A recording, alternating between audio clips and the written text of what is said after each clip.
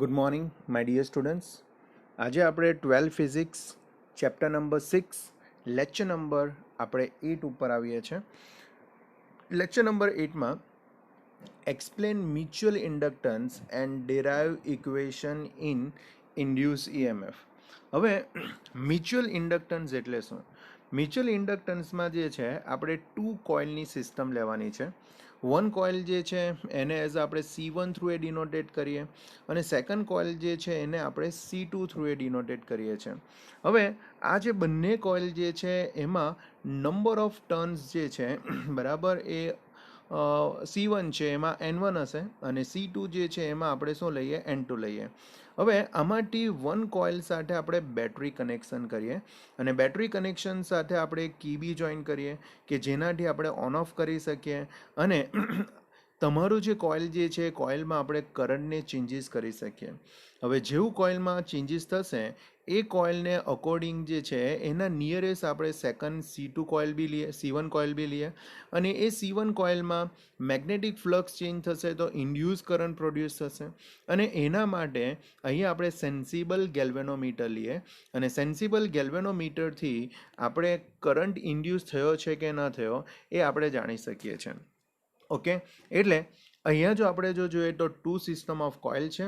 One is C1 and another one is C2, જેમાં એક coil સાથે આપણે બેટરી અને કી કનેક્ટેડ કરીએ જ્યારે સેકન્ડ કોઇલ સાથે આપણે ગેલ્વેનોમીટર જોઈન કરીએ. હવે સપોઝ આપણે C2 કોઇલમાં આપણે કરંટમાં ચેન્જીસ કરીએ. એના લીધે C1 કોઇલ સાથે જે અટેચ થયેલી જે મેગ્નેટિક ફિલ્ડ લાઇન્સ છે એમાં શું થશે? ચેન્જીસ થશે અને એના લીધે ઇન્ડ્યુસ કરંટ પ્રોડ્યુસ થશે. તો આપણે એવું કહી શકીએ the induce current the flux okay associated with a C1 coil that is due to the current passing through the C2 coil. હવે એટલે આપણે એવું કહી શકીએ કે C1 કોઇલમાં જો નંબર ઓફ ટર્ન્સ N1 હશે તો એનું જે નેટ ફ્લક્સ જે છે that is N1 that is directly proportional to the current flowing through the C2 coil. કેમ કે C2 કોઇલમાં કરંટ ફ્લો થશે અને એના લીધે C1 કોઇલ સાથે શું થશે? મેગ્નેટિક ફિલ્ડ લાઇન્સ જોઈન્ટ થશે. એટલે આપણે એવું કહી શકીએ કે N1 પ્રપોઝનલ ટુ શું આવશે? I2. પ્રોપોઝનાલિટી રિમૂવ કરીએ તો આપણે કોન્સ્ટન્ટ મૂકવા પડે અને મ્યુચ્યુઅલ ઇન્ડક્ટન્સનો કોન્સ્ટન્ટ એઝ આપણે કેપિટલ M લઈ લઈએ તો N1 ઇક્વલ ટુ શું આવશે? MI2 આવશે. N1 ઇક્વલ ટુ શું આવશે? MI2 આવશે. તો મારા પ્રમાણે આ સિમ્પલ કોન્સેપ્ટ ખબર પડી જવો જોઈએ કે C2 કોઇલમાં આપણે શું કરીએ છીએ? કરંટ ફ્લો કરીએ છીએ. એના લીધે ફ્લક્સ કોના સાથે અટેચ થશે? C1 કોઇલ સાથે અટેચ થશે. So what ever the flux in a C1 coil that is directly proportional to the current flowing in a second coil. So N1 proportional to I2 આવશે અને proportionality remove કરી નાખીએ તો આપણને mutual inductance મળશે. Mutual ઇન્ડક્ટન્સને as a M through એ denote કરીએ તો N1 ઇક્વલ ટુ શું થશે? MI2 થશે. According to the Faraday's law, E1 induced EMF E1 in a coil 1 which is given by E equal to આપણને ખબર છે minus d∅/dt. E equal to આપણને ખબર છે માઇનસ d∅/dt, જેમાં નંબર ઓફ ટર્ન્સ N1 છે એટલે N1 d∅1/dt થશે. N1 ને સપોઝ આપણે બરાબર બહાર લઈ લઈએ તો અંડર તમારું થશે d∅1 શું થશે? dt થશે. d∅1 શું થશે? dt થશે. હવે N1 ઇક્વલ ટુ તો MI2 છે. હા, N1 ઇક્વલ ટુ તો શું છે? MI2 છે. તો N1 ની જગ્યાએ આપણે MI2 મૂકી દઈએ અને અહીંયા M12 કેમ લખેલું છે ખબર? Mutual inductance of 1 with respect to શું છે? 2. Mutual inductance of 1 with respect to 2. ઓર આપણે એવું કહી શકીએ કે induce EMF produce in a 1 with respect to શું છે? 2 અને with respect to 2 છે એટલે તમે અહીંયા M12 લખી શકો છો. સો 12 લખવાનું રીઝન એ છે કે આપણે જે છે ઇન્ડ્યુસ EMF કોનામાં પ્રોડ્યુસ કરીએ છીએ? વન કોઇલમાં પ્રોડ્યુસ કરીએ છીએ due to the second coil 2 એટલે આપણે એને લખીએ છીએ M12. So E1 equal to d5/dt આવશે અને આ જે d5/dt છે એમાં N1 ઇક્વલ ટુ તો શું છે Mi2 એટલે અહીંયા આપણે Mi2 મૂકી દઈએ. મ્યુચ્યુઅલ ઇન્ડક્ટન્સમાં Mi2 એ તો કોન્સ્ટન્ટ છે એટલે બહાર નીકળી જશે. તો ડિફરન્સિએશન થશે di2/dt થશે. ડિફરન્સિએશન શું થશે di2/dt થશે. સો E1 equal to -M12 di2 by શું આવશે dt આવશે. હવે એ જ રીતે સપોઝ મારે E2 માટે પ્રૂવ કરવું હોય એટલે કે E1 સાથે બેટરી અટેચ છે સમજો એટલે કે કોઇલ 1 સાથે એમ સમજી લો કે બેટરી અટેચ છે અને કોઇલ 2 સાથે જે છે સપોઝ ગેલ્વેનોમીટર જોઈન થયેલું છે તો એ ટાઈમે જે છે તમારું ઇન્ડ્યુસ EMF E2 જે છે that is equal to -M21 di1/dt આવશે. મતલબ કે એ E1 થી એક્ઝેક્ટલી શું આવશે રિવર્સ આવશે. E1 હોય તો અહીંયા E2, M12 હોય તો અહીંયા M21 થશે અને di1/dt હોય તો di2/dt હોય તો અહીંયા થશે di1/dt થશે. તો મારા પ્રમાણે મ્યુચ્યુઅલ ઇન્ડક્ટન્સ બહુ સિમ્પલ કોન્સેપ્ટ છે જે તમારા માઇન્ડમાં બરાબર ક્લિયર થઈ જ જવો જોઈએ કે કોઇલ 2 માંથી આપણે કરંટ ફ્લો કરીએ અને એ જે કરંટ ફ્લોના લીધે મેગ્નેટિક ફિલ્ડ નીકળશે એ મેગ્નેટિક ફિલ્ડ C1 કોઇલ સાથે અટેચ થશે. તો આપણે એવું કહી શકીએ કે flux of a coil 1 that is directly proportional to the current flowing in C2 coil. So N1 proportional to I2 આવશે. પ્રોપોઝનાલિટી આપણે રિમૂવ કરી નાખીએ તો N1 ઇક્વલ ટુ શું આવશે તો M12 તમારું I2 થઈ જશે. M12 એ તમારું મ્યુચ્યુઅલ ઇન્ડક્ટન્સ છે અને સપોઝ તમારે EMF ફાઇન્ડ આઉટ કરવું હોય તો E ઇક્વલ ટુ -d5/dt એટલે -N1 બાય શું આવશે dt આવશે જેમાં N1 ઇક્વલ ટુ આપણે M12 I2 લખી દઈશું તો M12 એ તો કોન્સ્ટન્ટ છે એટલે માઇનસ શું આવશે M12 આવશે અને અહીંયા લખાશે di2 બાય શું લખાશે dt લખાશે di2 બાય શું લખાશે dt લખાશે. આ તમારું E1 થયું એટલે કે induce EMF in a coil 1 થઈ ગયું. આની જગ્યાએ જો induce EMF in a coil 2 જો જોતું હોય તો E1 ની જગ્યાએ તમારે અહીંયા લખવા પડશે E2, M12 ની જગ્યાએ તમારે લખવા પડશે M21 અને di2/dt ની જગ્યાએ થશે di1 બાય શું આવશે dt થશે. તો આ રીતે મ્યુચ્યુઅલ ઇન્ડક્ટન્સ છે. હવે મ્યુચ્યુઅલ ઇન્ડક્ટન્સના આપણે ફર્ધર ટોપિક પર બી જઈએ. હવે આ મ્યુચ્યુઅલ ઇન્ડક્ટન્સનો આ જે ટોપિક જે છે એ બહુ મોસ્ટ ઇમ્પોર્ટન્ટ છે. ઇવન બધા જ આમાં ક્વેશ્ચન 2 માર્ક્સ માટે તમારે પ્રિપેરેશન કરવાના છે અને આ ક્વેશ્ચન બી 2 માર્ક્સ માટે ઘણી વખત પૂછાયો છે એટલે ધ્યાન રાખજો. Give the two definition of mutual inductance and give its unit, write factors on which it depends on. હવે આપણે મ્યુચ્યુઅલ ઇન્ડક્ટન્સની આપણે શું આપવાની છે 2 ડેફિનેશન આપવાની છે. તો 2 ડેફિનેશનમાં આપણા પાસે એક ઇક્વેશન તો આવ્યું છે કે φ2 ઇક્વલ ટુ શું છે M21 I1 છે. સપોઝ એમ સમજી લો કે I1 ની વેલ્યુ આપણે 1 કન્સિડર કરીએ. I1 ની વેલ્યુ કેટલી કન્સિડર કરીએ 1 કન્સિડર કરીએ તો φ2 ઇક્વલ ટુ શું આવશે M21 આવશે. φ2 ઇક્વલ ટુ M21 અકોર્ડિંગલી આપણી ડેફિનેશન શું થશે તો જોઈએ φ2 એ તમારું શું થશે the magnetic flux linked with the one of the coil of the system of શું આવશે 2 coil. હવે આપણા પાસે જે છે ને 2 કોઇલની સિસ્ટમ છે અને 2 કોઇલની સિસ્ટમમાંથી એની 1 કોઇલ સાથે બરાબર એની 1 કોઇલ સાથે તમારું શું છે ફ્લક્સ જોઈન થયેલું છે સપોઝ φ2. આપણે એવું કહી શકીએ the magnetic flux link with the one of the coil of the system of શું આવશે 2 કોઇલ પર યુનિટ કરંટ કેમ કે I1 ની વેલ્યુ આપણે કેટલી લીધેલી છે 1 પર unit current passing through the other coil. Passing through the other coil એટલે કે સપોઝ આપણે અધર કોઇલ આપણે કોઇલ 1 લઈ લઈએ એમાંથી આપણે I1 કરંટ ફ્લો કરીએ બરાબર અને એની વેલ્યુ કેટલી રાખીએ 1 એમ્પિયર રાખીએ તો એ ટાઈમે જે તમારી ફ્લક્સની વેલ્યુ છે એ ફ્લક્સની વેલ્યુ એ તમારી મ્યુચ્યુઅલ ઇન્ડક્ટન્સ જેટલી થશે. એટલે આપણે એવું કહી શકીએ કે the magnetic flux linked with the one of the coil of the system of 2 coil per unit current passing through the other coil એટલે આપણે અધર કોઇલમાંથી યુનિટ કરંટ પાસ આઉટ કરીએ તો that flux we call as the mutual inductance of the system formed by the 2 coils. Okay તો તમારે ધ્યાન રાખવા પડશે કે 2 કોઇલના સિસ્ટમમાં એટલે કે the magnetic flux linked with the one of the coil of the 2 coil એટલે અહીંયા તમારું શું આવશે બરાબર φ1 ને φ2 માંથી કોઈ બી એક લઈ લો કે the magnetic flux link with the one of the coil of the system of શું આવશે 2 coil per unit current passing through the another coil. એટલે passing through the other coil એટલે કે ફર્સ્ટ વન, જેમાંથી આપણે I1 કરંટ ફ્લો કરીએ તો એ જે તમારું ફ્લક્સ છે, that flux we call as a mutual inductance of the system form by the two coils આવશે.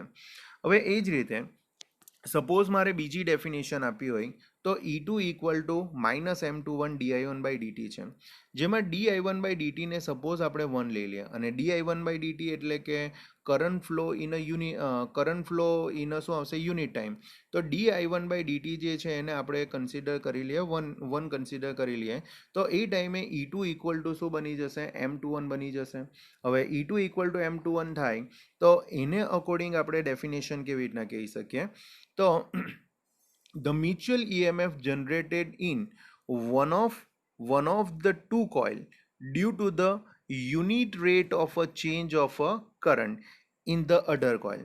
હવે અહીંયા જો તમે જોશો તો the mutual EMF generated in the one of the two coil due to the unit rate of a change of a current. હવે mutual EMF જે છે બરાબર one of the coil of the two system of a coil, એટલે E2 જે છે એ E2 ની value કેટલી છે, the rate of a change of a current, બરાબર એ આપણે કેટલું લઈ લઈએ, યુનિટ રેટ લઈ લઈએ, બરાબર એ શું લઈ લઈએ, યુનિટ રેટ લઈ લઈએ. તો એ ટાઈમે જે EMF છે એ EMFને આપણે એવું કહી શકીએ mutual inductance of the system of શું આવશે, ટુ કોઇલ આવશે. એટલે એકચ્યુઅલમાં આપણે એવું કહી શકીએ કે the mutual EMF generated in one of the two coil due to the શું આવશે, તો due to the unit rate of a change of a current of the other coil is called the mutual inductance of the system of two coil આવશે.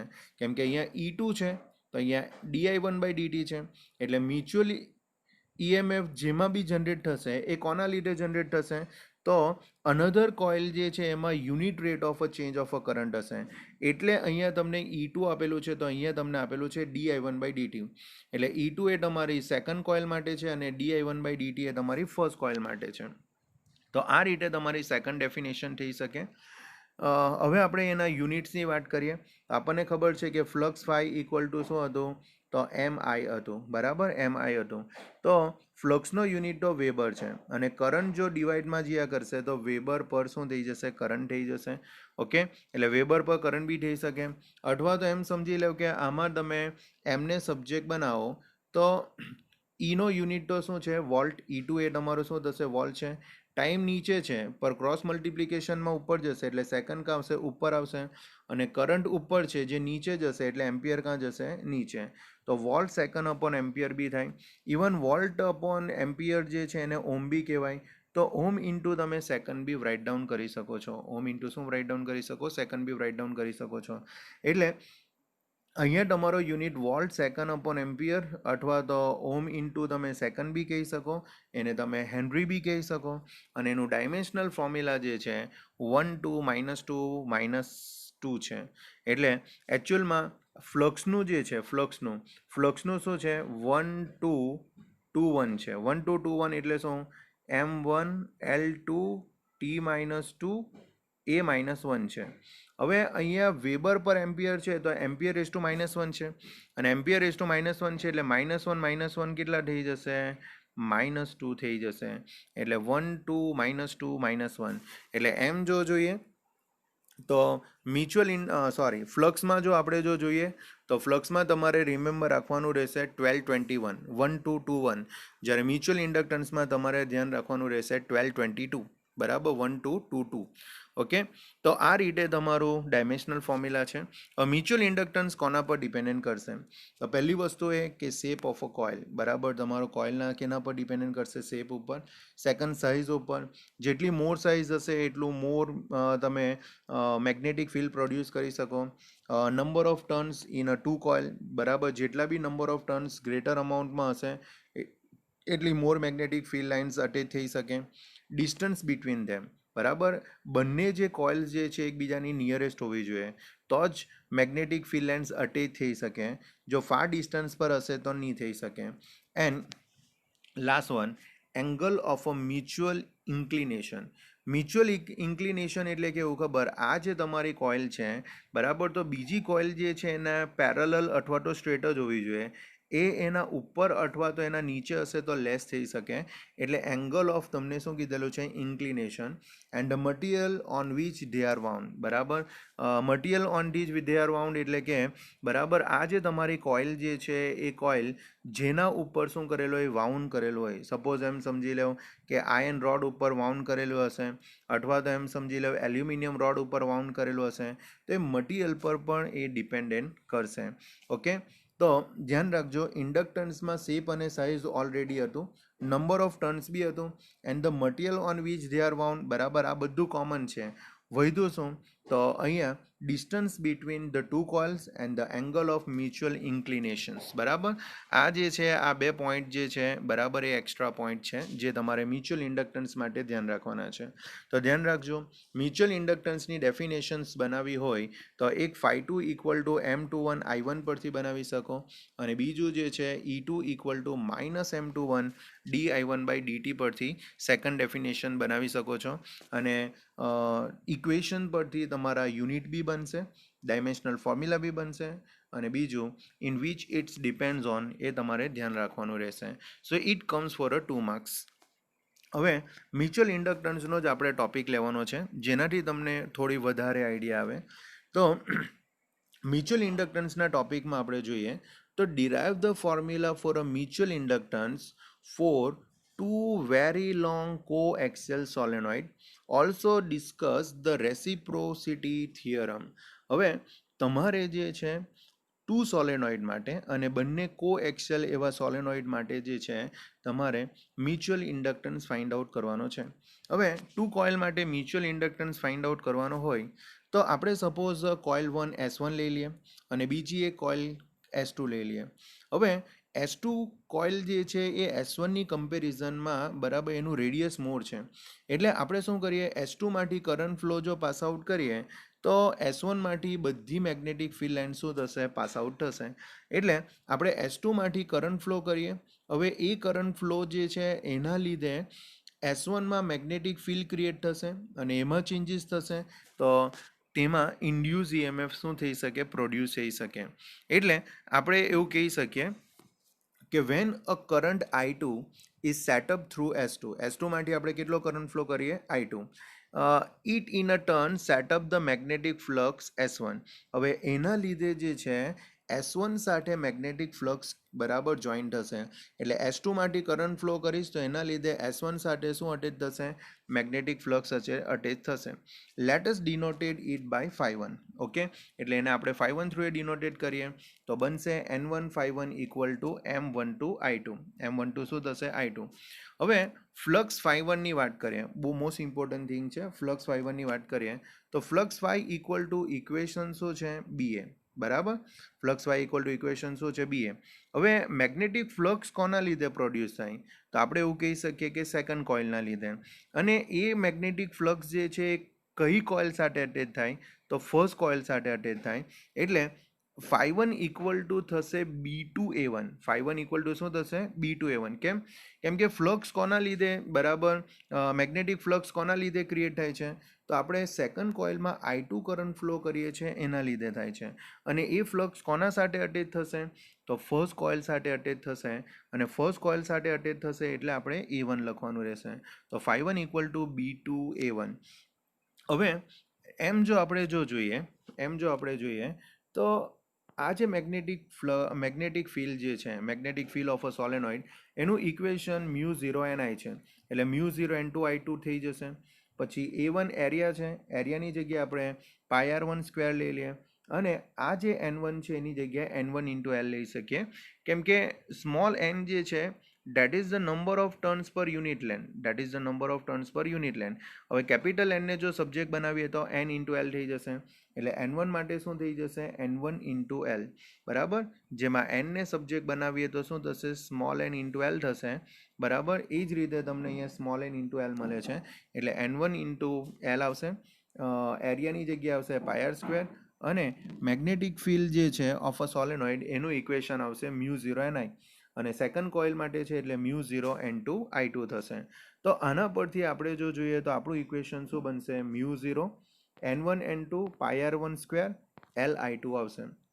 હવે M12 find out કરવું હોય તો N1 ∅1/I2 છે, એટલે અહીંયાથી એક I2 અને આમાંથી I2 કેન્સલ આઉટ થશે, તો M12નું ઇક્વેશન તમારું થઈ જશે μ0 N1 N2 પાઈ R1 સ્ક્વેર L. તો મારા પ્રમાણે ખબર પડી જવી જોઈએ, આ N1 ∅1ની વેલ્યુ આપણે આ ઇક્વેશનમાં મૂકીએ એટલે I2 કેન્સલ આઉટ થઈ જશે, તો આપણું ઇક્વેશન થઈ જશે μ0 N1 N2 પાઈ R1 સ્ક્વેર L થઈ જશે. ઓકે, હવે આ જ રીતે આપણે રેસિપ્રોસિટી જો આમાં બરાબર જોવાની હોય તો રેસિપ્રોસિટી માટે આપણે એવું કરવું પડશે કે S1 માંથી કરંટ ફ્લો કરવો પડશે અને એના લીધે S2 સાથે બરાબર S2 સાથે મેગ્નેટિક ફ્લક્સ બરાબર કેટલું અટેચ થશે એ આપણે જોવાનું રહેશે. તો સ્મોલમાંથી કરંટ ફ્લો કરીએ અને લાર્જ સોલેનોઇડ જે છે એના સાથે ફ્લક્સ કેટલું અટેચ થશે એ આપણે જોઈએ. So now we consider the reverse case. Suppose I1 current is passed through the solenoid S1 and the flux linked with the coil S2. એના માટે આપણે બરાબર બેઠું ઉલટું રાઇટ ડાઉન કરવું પડશે. તમે ઉપર જોઈ શકો કે N1 ∅1 = M12 I2 હતું, તો હવે તમારું શું આવશે બરાબર? તો N2 ∅2 = M21 I1 આવશે. તો જો N1 ∅1 છે એની જગ્યાએ N2 ∅2, M12ની જગ્યાએ M21 અને I2ની જગ્યાએ શું આવશે? I1 આવશે. Okay, now M21 is called the mutual inductance of the solenoid S2 with respect to શું આવશે? S1 આવશે. So M21 that is the mutual inductance of શું આવશે? Solenoid 2 with respect to શું આવશે? Solenoid 1. The flux due to the current I1 in S1 can be assumed to be confined solenoidly inside S1 since the solenoids are very long. હવે એકચ્યુઅલમાં જો આપણે જોઈએ તો ફ્લક્સની વાત કરીએ તો અહીંયા N2 ∅2 હવે ∅2ની વાત કરીએ તો magnetic flux of a two coil એ કોના લીધે છે? તો ફર્સ્ટ વનમાં તમારો કરંટ ફ્લો થાય છે. ફર્સ્ટ વનમાં શું થાય છે? કરંટ ફ્લો થાય છે. S1માં કરંટ ફ્લો થાય છે એટલે આપણે લખીશું B1. હવે S1 એકચ્યુઅલી સ્મોલ કોઇલ છે એટલે મેગ્નેટિક ફ્લક્સ બી શું હશે? તો એટલા કોઇલ પૂરતું જ હશે, એટલે અહીંયા આપણે E1 રાઇટ ડાઉન કરવા પડશે. અહીંયા આપણે E2 રાઇટ ડાઉન કરી શકતા નથી. એનું રીઝન એ છે કે S1 કોઇલ જે છે ને એ S1 કોઇલ સ્મોલ છે. હવે એના લીધે જે મેગ્નેટિક ફ્લક્સ બનશે એટલે કે મેગ્નેટિક ફિલ્ડ લાઇન્સ બનશે એ તો એના અંદર જ પાસ આઉટ થવાની, અને એના અંદર જ પાસ આઉટ થવાની તો એની એરિયા જે છે એરિયા તો A1 જ રહેશે. એટલે અહીંયા થોડો ડિફરન્સ આવશે. ઉપર આપણે જો જોઈએ તો ઉપર આપણે B2ની જગ્યાએ બરાબર B2 અહીંયા આપણે ફ્લક્સ શું લીધેલું હતું? A1 B2 લીધેલું હતું, પણ અહીંયા શું આવશે? B1 A2ની જગ્યાએ શું આવશે? B1 A1 જ આવશે. એનું રીઝન છે કે આપણા પાસે સોલેનોઇડ શું છે? સ્મોલ સોલેનોઇડ છે. As a result magnetic field lines જે છે એના અંદર જ પાસ આઉટ થશે, અને એના અંદર જ પાસ આઉટ થવાની તો એનો એરિયા આપણે સ્મોલ A1 જ લેવો જોઈએ, A2 આપણે લેશું નહીં. ઓકે, એટલે અહીંયા B1 A1 આવશે. B1 એટલે તમારું μ0 N1 I1 આવશે. A1ની વાત કરીએ તો પાઈ R1 સ્ક્વેર આવશે, અને N = N2 × L લખીશું. ચાલો N2 × L લખીએ તો અહીંયા આપણો આન્સર આવી જશે, આપણો ઇક્વેશન આવી જશે μ0 N1 N2 પાઈ R1 સ્ક્વેર L I1 આવશે. અને આ ઇક્વેશનની વેલ્યુ આપણે N2 ∅2 = M21 I1માં મૂકીએ તો I1 કેન્સલ આઉટ થઈ જશે, અને આપણો આન્સર આવશે M21 = μ0 N1 N2 પાઈ R1 સ્ક્વેર L આવશે.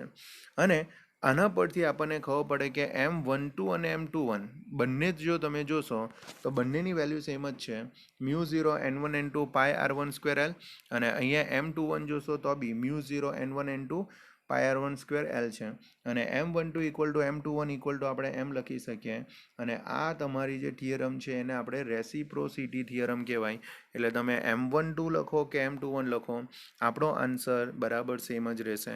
ઓકે, સો આટલું તમારું મ્યુચ્યુઅલ ઇન્ડક્ટન્સ છે, અને આ મ્યુચ્યુઅલ ઇન્ડક્ટન્સના બધા સબ ટોપિકો જે છે એ 2 માર્ક્સમાં એક્ઝામ માટે આવી શકે છે. So I hope you can understand this video. If any doubt come, please inform me. I will try to explain you. Thank you very much. By.